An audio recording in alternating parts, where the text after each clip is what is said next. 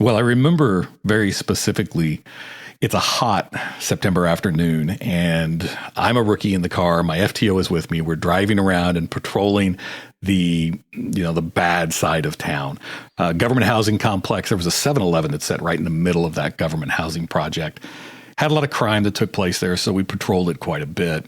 We pulled into the parking lot, and there were people milling around, but there was a guy standing at the payphone. Of course, gives you an idea of how old this is. There was a guy standing at the payphone, and he's got a shirt tucked into his pocket. He's not wearing the shirt. He's talking on the phone. And my FTO looked at me and he said, "Hey, that's Chucky. Go over there and ask Chucky where Brenda's at. I need to talk to her about a case." So I said, "Sure." Got out of the car, walked across the parking lot, walked up to the guy, and I said, "Excuse me, sir, Officer Kellams of the Bloomington Police Department. Could you tell me where Brenda's at?" And he turns and punches me right in the face. Oh, wow. And the fight's on. Of course, what do you think my FTO's doing? Right? He's leaning back against the car laughing. Oh, my. Right? He thinks this is funny. And I remember afterwards him telling me, "I just wanted to see how you'd handle yourself in a fight, kid." And I was thinking, you're about ready to find out. Yeah. And here's the thing is that I never learned a thing from that guy. Never listened to him at all. Didn't trust him specifically. So the rest of the time I was with that officer, that trainer, as what he was supposedly called, but he provided no training. I didn't learn anything because I couldn't trust him. And, that carried on through the rest of the career.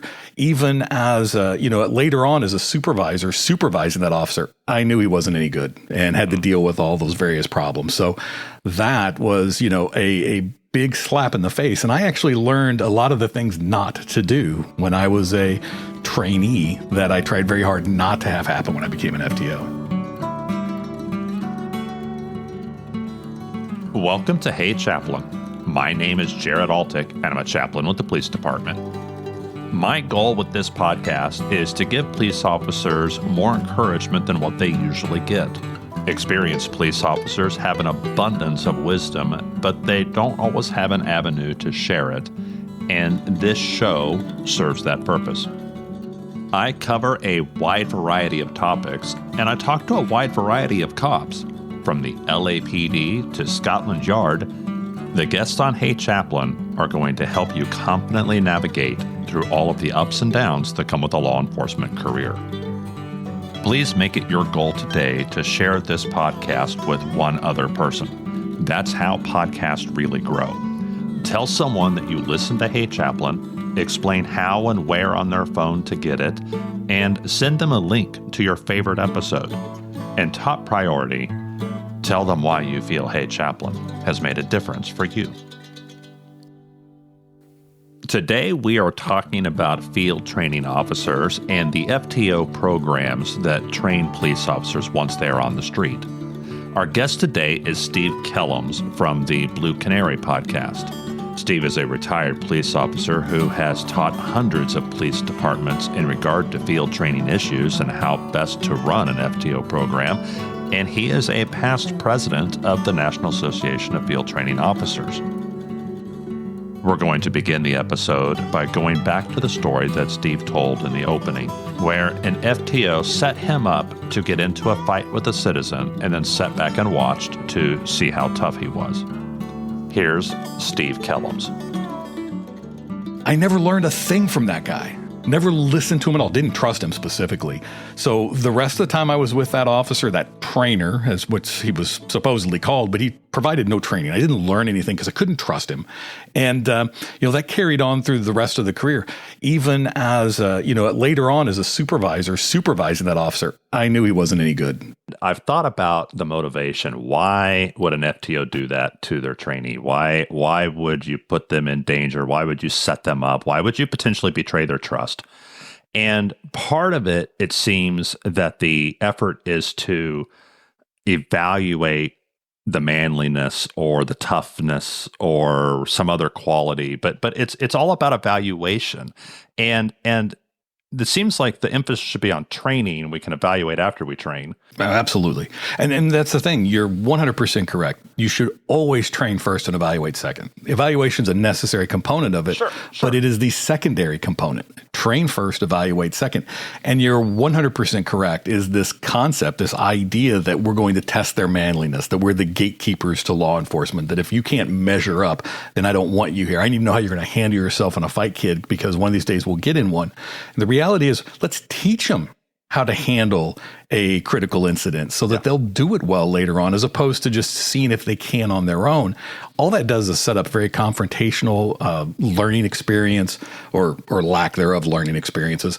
And it makes things really, really rough on the recruit. It's rough enough as it is. There's no reason to make this more stressful. Well, and I worry too that you're setting this officer up to have a distrust and a sensitivity and even a cynicism about certain scenarios, when I need my officers to be paying attention, eyes wide open, not prejudging anything, asking questions, being curious. That's what I want my officers to be. And I feel like some of the training they get actually steers them in the opposite direction. It does, because, for example, one of the things is questions. You talk about asking questions. We beat into rookies' heads not to ask questions. Because when you ask a question, they get poorly evaluated. Oh, he didn't know it, so now he gets a poor evaluation. That just guarantees that you never ask another question, and then learning doesn't take place. What we want to create is a positive learning environment for all of our recruits. We want them to come into that car or the tiers, if they're working in the correctional setting, we want them to come in. We want them to feel safe with regards to their trainer, that they can ask their trainer questions, that their trainer has their back, that their trainer is looking out for their best interests. And then they worry about the information. They worry about the skills as they learn it. And, the idea of tough love, maybe, that we're going to treat them different or harder here than they'll ever deal with on the streets. That way they'll really learn. But the reality is that washes people out. It makes people not want to do it. And it also becomes toxic for the FTO as well. The FTO feels like they're constantly in a fight with their rookie, and they don't want to do it anymore. And talk to me about the benefit of being an FTO. What do you gain? I mean, your department might pay you a little extra. Might. That's not guaranteed. Not at all. You might get paid a little extra. There might be a little bit of a fast track toward your next promotion in some cases. But what else do you benefit? What's the gain from being an FTO? One of the great things about being an FTO, and it's this kind of hidden gem. I talk to people about compensations and all of this kind of thing, but the reality is that once you start teaching a topic, actually comes to us from Bloom's taxonomy. Once you start teaching a topic, that organized structure of learning, to teach someone to a certain level, you have to get better at it. So you're going to get good. I remember a light bulb moment with me when I was training. I'm training a recruit, and I've been doing this for a while now, a couple of years. And we're driving around one night. I work in a college town. They've got a large law school at the college. And so night shift, you'd get the drunk law students. Of course. And all you'd ever hear is, I know my rights. I know my rights. I mean, if I heard that once, I've heard that a million times. Nothing more dangerous than a first-year law student, right? Yeah. Absolutely. And so we pull him out. We stop this first-year law student. We get him out. We arrest him. He's public drunk, and we put him in the back of the car. And the recruit and I are driving him to jail. And he just continues to go on and on and on in the back seat about how he knows his rights. And I don't know why. But all of a sudden, it just snapped. I leaned over, I looked in the back seat, and I looked at this guy, and I said, I tell you what, you tell me your Third Amendment right, I'll let you go right now. Dead silence. Just dead silence. For those of you listening, your Third Amendment right is your freedom of billeting from troops. No one knows that. No one remembers that one. Well, I haven't had to quarter any British troops in a long time. Absolutely. It's been a while. Yeah. So, and when I did that, the biggest thing, though, that happened to me is I went, how did I know that? I know I read that at one point in time, but why would I remember that? That's not an important one, right? You got to know the fifths and the fourths, and you got to know all of those. And maybe you want to know the eighths and, maybe even the sixth, but the third, no one knows that. And neither do the law students, by the way, because that was a running joke of mine, and no one actually ever got it right. So there was a moment like a light bulb going off in my head, and I realized all of a sudden this stuff was sinking in with me, that I was getting better, that I was getting good, and that then I could help share that information with the younger officers, with the brand new officers that were coming on. And it was making me a better officer too. So it's kind of inherent. It's something that people don't talk about, but you get good when you're an FTO. I do a lot of ride-alongs with a lot of officers, and I'm not sworn, but I'm around them enough to kind of see who's good at what they do, who's quick to answer my questions, who is creative and comprehensive in the way that they approach a situation. The officers who impress me the most in those regards are the ones who are just coming off of a phase of being an FTO trainer. They've just had somebody in the car training and explaining and that kind of thing. And then I jump in the car with them and they are sharp. Have you ever been in a law enforcement training that you just knew the trainer didn't have the stuff? Oh, unfortunately, far too many. There's a couple that come to mind. And this is the thing about training, being a national instructor myself and teaching, that's one of the things that people don't understand about training is that not only do you have to know your topics, but you also have to be a good teacher. You have to be able to stand in front of a class. You have to be able to communicate. You have to keep people's attention, and then you give them the information that they need. And I've had those trainers that were just terrible at getting your attention. You know, they wanted to sit down in the front of the room. They're all monotone. There's nothing of any interest whatsoever. As a matter of fact, I like to model my teaching style a lot like being a pastor, you know, of changing the volume, the intensity, how I approach the different topics and trying to separate things with my voice and keep things like that. I've always thought of it that way. But then the other side is topics and knowing the issues. And I remember I was in a Department of Justice class, and it was a big use of force class. And, you know, first of all, the guy comes in and starts talking about how we're all terrible and we don't understand use of force. And we have to sign into consent decrees and no one knows what they're doing. And he was very rude to start with, very condescending towards the entire class and put everybody on their back foot to start with, which could work if you actually are going to dive into some real good, interesting information later on. But then he starts quoting Graham versus Connor, which is the reasonable officer court case, and conflating that with Canton v. Harris, which is the deliberate indifference court case. He doesn't even know his court cases. And after listening to him go on about how horrible we were and how stupid we were, and then realizing he didn't even know the topics he was talking about, I just got up and left. I literally got in the middle of class, just grabbed my stuff, walked out. And, you know, the guy I was with, I said, I'm leaving. And he says, we can't leave. And I said, I ain't staying here. And so he said, okay. And he goes, well, won't we get in trouble for leaving? I said, not after I tell my boss what he just said for the last 10 minutes. We're not going to get in trouble for leaving. And we didn't. And unfortunately, there's far too many instructors out there that are like that. Yeah. What does a trainee do when they're trapped in the car for the next 4 weeks? That is a great question. There's not any recourse, is there? Well, if you have a good training unit, there is. If you've actually put together an FTO program and an FTO unit, this is the thing that people forget, especially agencies, right? They think about the FTO as being an individual teaching it.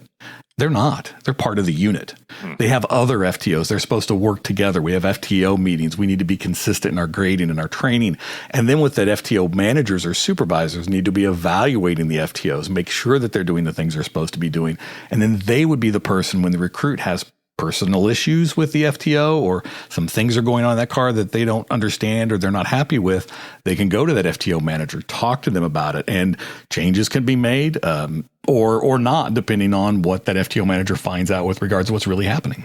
If you had godlike ability to perfectly rank all of your trainers and to perfectly know what all of your trainees needed, do you put your best trainer with your worst student? Not always, no.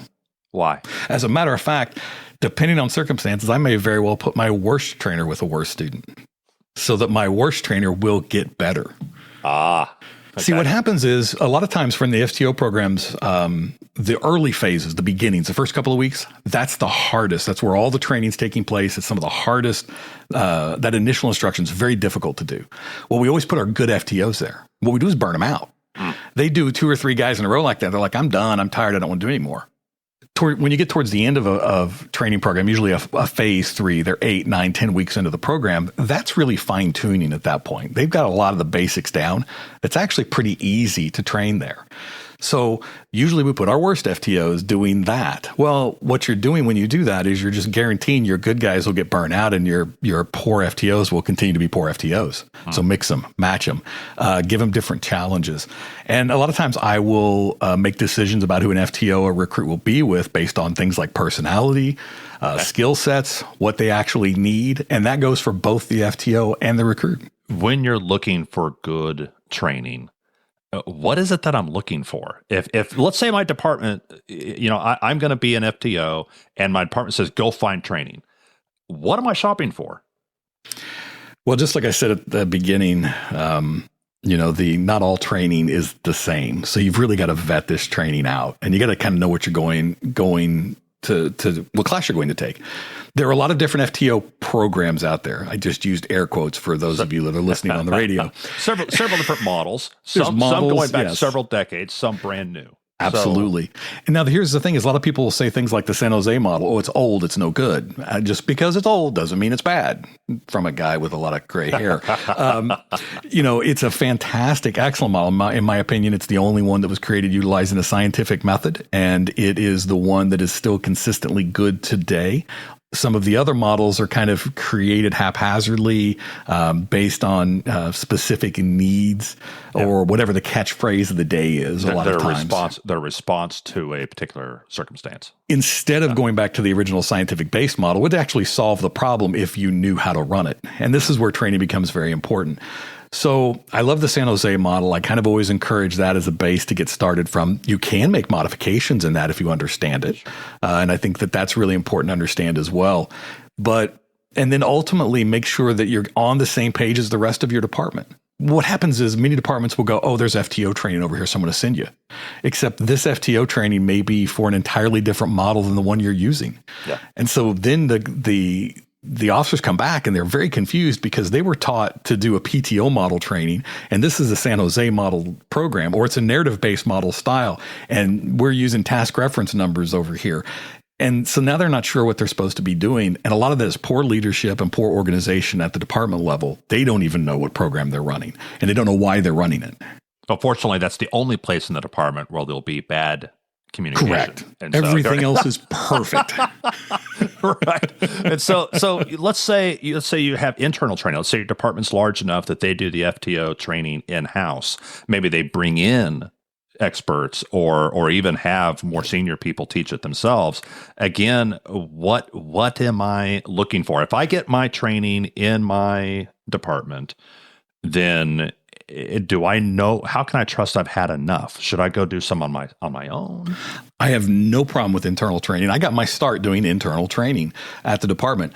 The important thing, though, is whoever's instructing it has to know what's going on. I mean, they've got to go. They have to go out. They have to get the information. They have to know it, and then they have to be able to teach it. And then you have to make sure that you are going out occasionally to make sure you're not getting left behind. Because even things like the San Jose model was created in 1975, which I love the model. The 1975 model, I wouldn't teach today. Right. Not without making all the changes from what we've learned in the last 50 years. Use that model plus a few additions here and there. So if you're wanting to be a field training officer, what kind of value do you get from a national organization like NAFTO? Well, I'm a huge fan of NAFTO. It helped me a lot early on when I was creating the program that we used at our department. And then I got a lot of experience teaching through NAFTO. So I highly recommend the organizations like the National Association of Field Training Officers. I think that you get connection to people that are doing the same thing you're doing all over the United States. It's a perfect opportunity to bounce ideas off of people that are doing it. One of the things that I've found as being a national instructor is everybody has the same problems. So getting ideas from what other people have done to fix those similar problems is extremely helpful. And then having that resource that's always out there. So I'm a big fan of national organizations, and I highly recommend them. Is NAFTO the main game in town? Or because you've mentioned to me before the Southeast Field Training Officer Association, there's maybe others out there. Do you have a preference, or is it just important to reach outside of your bubble? What's your thoughts on that?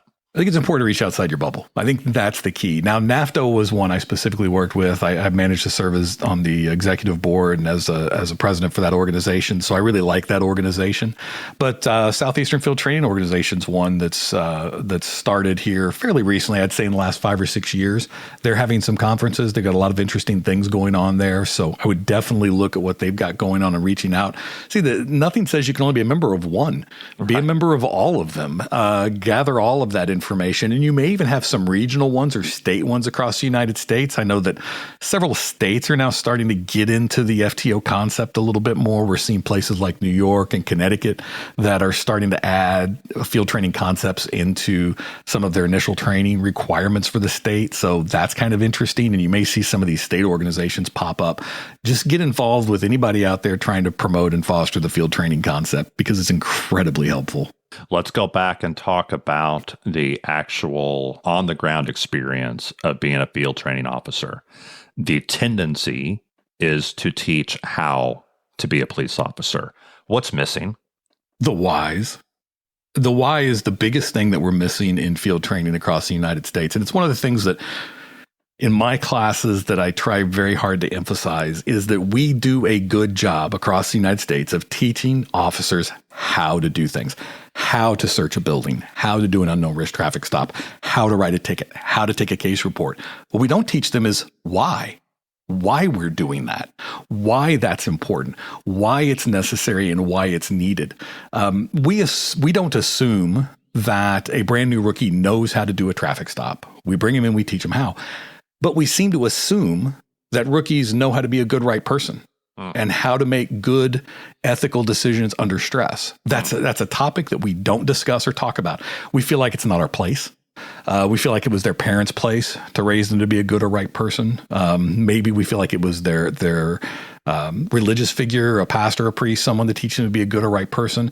Oftentimes we'll go back to teachers or coaches, and we hear all the stories about teachers or coaches that have made a difference in people's lives. But here's the thing, as an FTO, you're a teacher and a coach. I mean, if you're not going to do it, who will? Yeah. And the other problem I have is that the defund police movement has been very strong in Hollywood for a very long time.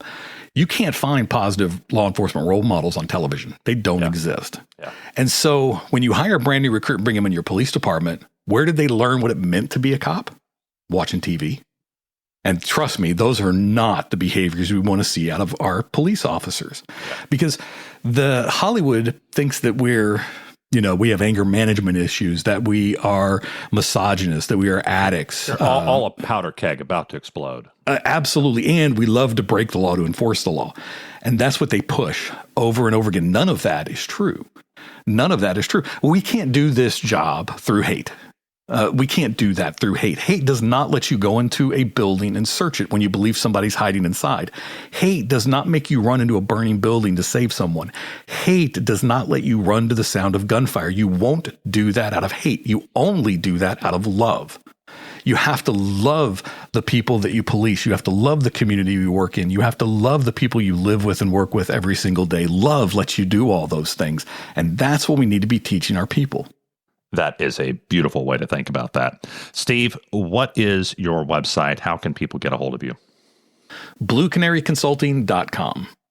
That's where you can go to find out all about me, about the classes that I have, about the podcast, the Blue Canary podcast. So go to BlueCanaryConsulting.com. And, I thank you for everything that you do. I enjoy listening to you. And hopefully some of your listeners might even find the podcast and enjoy what I do.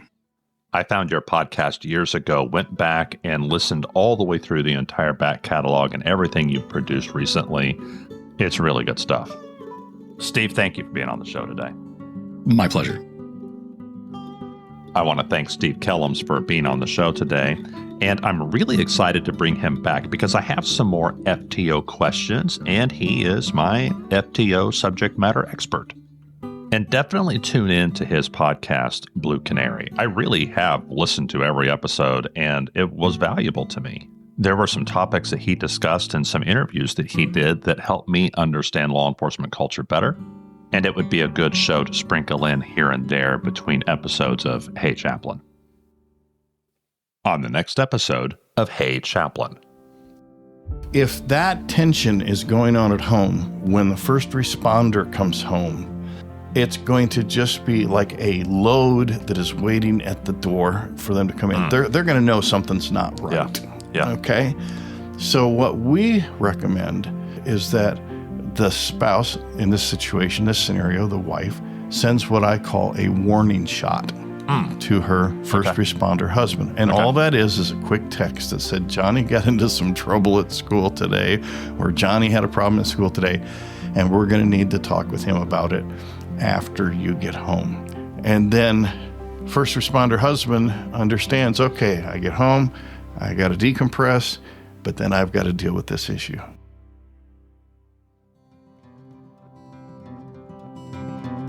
The views expressed here are the personal views of the host and our guests and do not necessarily represent the views of any law enforcement agency or its components. This show is free for everyone because of those supporters who are quietly helping behind the scenes. If you want to help this show reach more cops, chaplains, and other first responders around the world, please follow the link in the episode description in the show notes to support the show. If you like this episode, please share it with a cop or someone who loves a cop. Thank you for listening to Hey Chaplain, and as always, pray for peace in our city.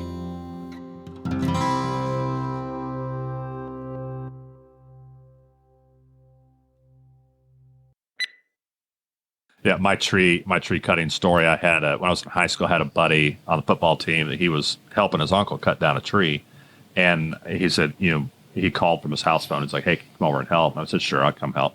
I don't have a lot of manual labor type skills, but I can stack wood, and so I can do that. And so I walk up, and just about that time, they had a rope up over a limb tied to another limb, and my buddy was anchoring that limb as his uncle cut it. Well, that limb was way heavier than they thought it was. And so it came down to about 5 foot off the ground, and it's spinning because it's tied in the middle. Right. And so it's spinning, and he ducks the big end as it swings by, about to take his head off, but he comes right back up just in time for the small end to hit him square in the forehead. And so knocked him flat. Yeah. And we're like, oh, no. So his uncle and I load him in the car, and we take him over to the emergency room. And the doctor's little county hospital, and the nurse is there, and she calls the doctor in, and like from outside, I mean, he was like home or something. So she calls the doctor. He comes in, and he looks at my buddy. He goes, "Okay, do you want one big scar or a long tiny scar?" He goes, "Well, I want the long tiny one." And so I'm standing with him there in the operating theater, and that doc cuts that out and then pinches it together and takes this lump of flesh, just drops it next to me. And I'm getting like, whoa, that's plenty. But then he closes it and stitches it shut. And my friend's eyebrows go up like this. I'm like, I don't know if that's what you want. Now, it did relax over time. And in fact, he had a very sharp, nice it looked like he was in a saber duel, the scar across his forehead. But when it happened, I thought those eyebrows are going to touch at the That's great. Man. That reminds me, we had a doctor at the emergency room, and he was a new emergency room doctor, and he didn't like the police. So every time we would come in with somebody under arrest, he'd be like, "You have to take the handcuffs. You have to do this. You have to do that." And we were like, he was just a pain in the butt. And then he'd been on for a bit. And I think he was starting to realize the way the real world worked as opposed to what he kind of thought things worked. And we brought a guy in, and he was fighting and spitting, and he was just mean. He was one of those mean drunks. Well, he'd split his whole head open. Somebody hit him with a bottle, and he split his whole head open. So it's laid open, bleeding and everything. We bring him in. He's handcuffed. And the doctor walks in and says, you need to take him out of the handcuffs. And we're like, we're going to have to fight him to take him out of the handcuffs. And he's like, "Well, I can't work on me. Don't take him out of the handcuffs." So I looked over at my partner, and he's like, "Screw it. Yeah, take the handcuffs off." So we took the handcuffs off the guy, and we stepped back against the wall. And the doctor walks out, walks back in, walks up to the guy, asks him what happened. The guy's just dropping every F-bomb possible on him, just cussing him up one side and down the other, spits on him and shoves him. We step in, grab him, put him in handcuffs. The doctor just walks out, and we're like, I don't know what this guy's problem. The guy walks out, he comes back in, and when he walks back in, the guy just starts going off. You've got to treat me, and you drop, UMF. You got to treat me. You got to treat me. And the doctor says, "Yeah, I know." And he walks over and grabs the big stapler, and then walks to his head and goes, "Bam, bam, bam," and puts 3 staples across his forehead and says, "You're treated."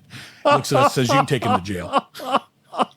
And I'm like, "Oh my! I've never seen anything like that before." Yeah. And the drunk just shut up.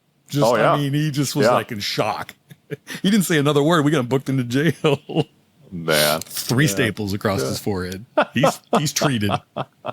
Okay. I've known some doctors like that. Yeah.